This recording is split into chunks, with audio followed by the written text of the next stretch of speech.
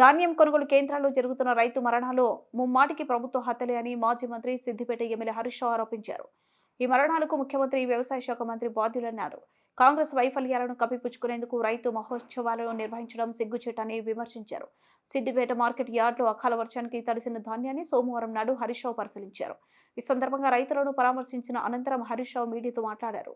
సాగునీళ్లు అందించడంలో, ధాన్యం కొనుగోలు కేంద్రాలు ఏర్పాటు చేయడంలో, కొనుగోలు చేస్తున్న ధాన్యానికి డబ్బులు చెల్లించడంలో కాంగ్రెస్ ప్రభుత్వం వైఫల్యం చెందిందన్నారు. రాష్ట్రంలో ఎక్కడ కూడా ధాన్యం కొనలేదని, రోజుల తరబడి ధాన్యం కొనుగోలు కోసం ఎదురు చూస్తూ రైతుల దయనీయ పరిస్థితుల్లో ఉన్నారని హరీష్ రావు తెలిపారు.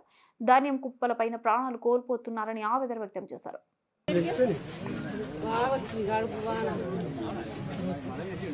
సెక్రటరీ గారు, డిఎం సివిల్ సప్లైస్ సెక్రటరీ వచ్చిందా? డిఎం గారు చెప్పాను సార్, విభాగం పోతుందంటే రమ్మని చెప్తే కదనే.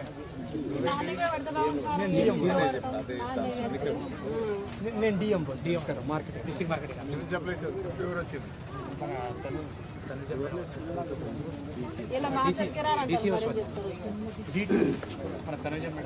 ఈ పచ్చి లావట్మెంట్ కదనే కృష్ణ చెప్పినాం సార్. డిఎం తీసేస్తాను, పొద్దున్నే ఫోన్ చేస్తాను. ఎప్పుడు తీస్తారా? 12 అయితేనే ఉన్నది. ఇప్పుడు జోగిన సంచులు తీసిందా? జోగినే లారీలు 3 వచ్చినాయి సార్. ఎట్లా కూడా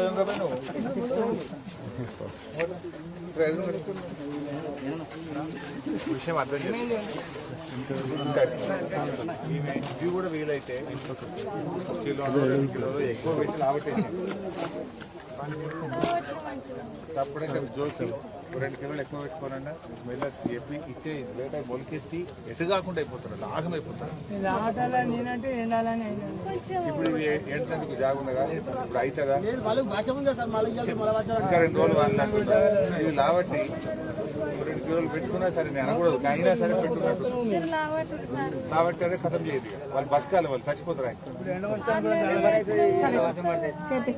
ఒక్క 2 కిలోలు ఎక్కువ తీసుకోవాలని పెట్టు. నేను కూడా ఉండమంటే ఇన్నే కూర్చోమంటే కూర్చుంటా. మీరు చేస్తామంటే వేరే ఊర్లోకి పోతా, లేదు కూర్చోమంటే ఇన్నే సార్. మొన్న కూడా తోరణాలు అవన్నీ అయితే లిఫ్ట్ చేయించిన సార్. సిద్ధయ్య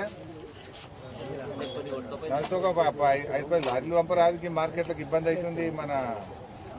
మన మార్కెట్లో, పత్తి మార్కెట్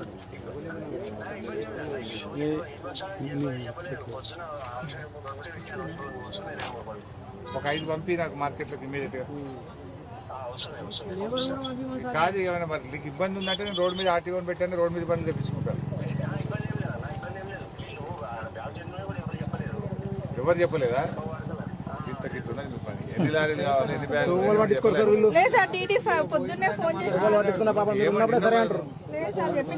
లారీ ఆఫీస్కే మాట్లాడుతున్నాను నేను.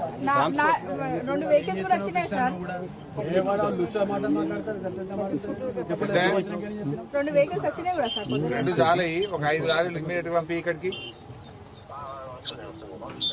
నీకు చెప్పినామని వాళ్ళు అంటున్నారు, చెప్పలేదు నువ్వు అంటున్నావు. ఎవరిని నమ్మాలని అర్థమైతలేదు.